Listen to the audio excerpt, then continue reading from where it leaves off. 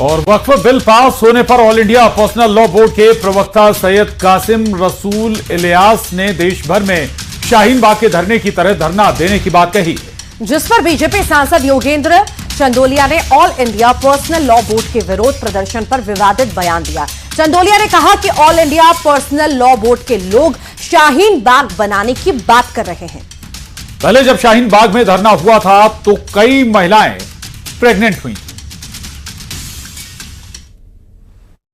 वो उनके लिए होगा। अगर वो हिंदुस्तान में रहते हैं तो हिंदुस्तान के संविधान को मानना होगा, और वरना शाहीन बाग की धमकी देकर कुछ होने वाला नहीं है। देश शाहीन बाग को भुगत चुका है कि कितनी वहां पर गड़बड़ हुई थी, और उनको ये सोच लेना चाहिए। मुझे कहते हुए भी शर्म आती है, उस शाहीन बाग के धरने के अंदर कई महिलाएं प्रेग्नेंट हो गई थी।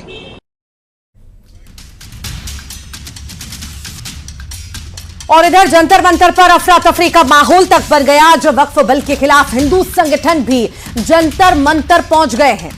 हिंदू संगठन पर्सनल बोर्ड के प्रदर्शन का विरोध उन्होंने शुरू किया। इस दौरान विरोध प्रदर्शन में शामिल हिंदू संगठन के कुछ लोग बेहद भावुक नजर आए। हिंदुओं के सम्मान में, जय श्री राम, हिंदुओं के सम्मान में, जय श्री राम, जय श्री राम, आजाद को बचाने के लिए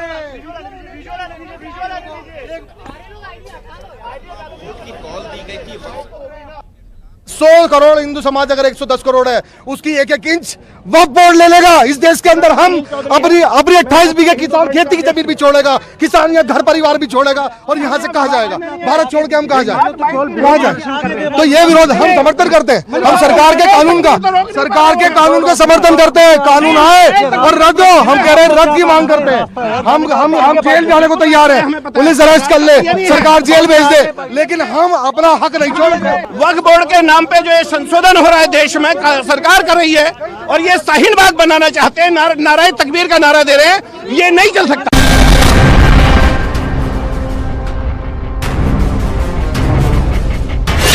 वक्फ ने कभी खाली जमीन पर दावा ठोका, कभी पूरे के पूरे गांव पर वक्फ का दावा हुआ।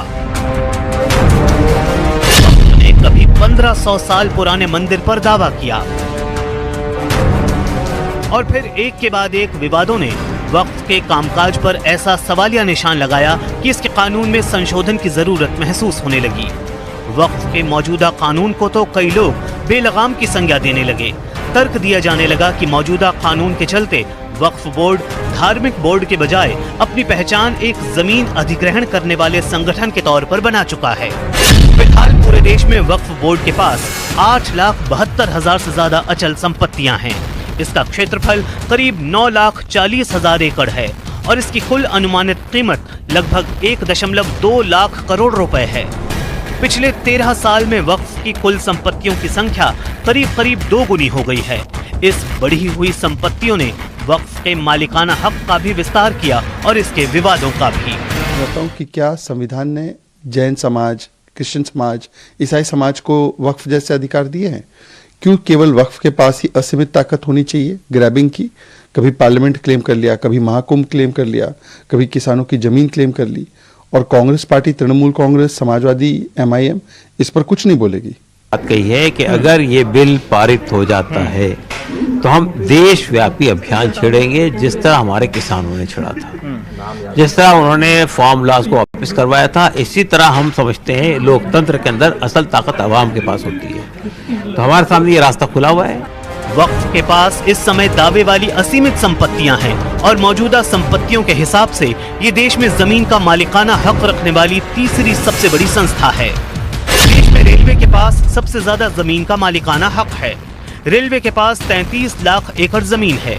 दूसरे नंबर पर देश की सेना आती है, जिसके पास 17 लाख एकड़ जमीन है, और तीसरे नंबर पर आता है वक्फ बोर्ड, जिसके पास है 9,40,000 एकड़ जमीन।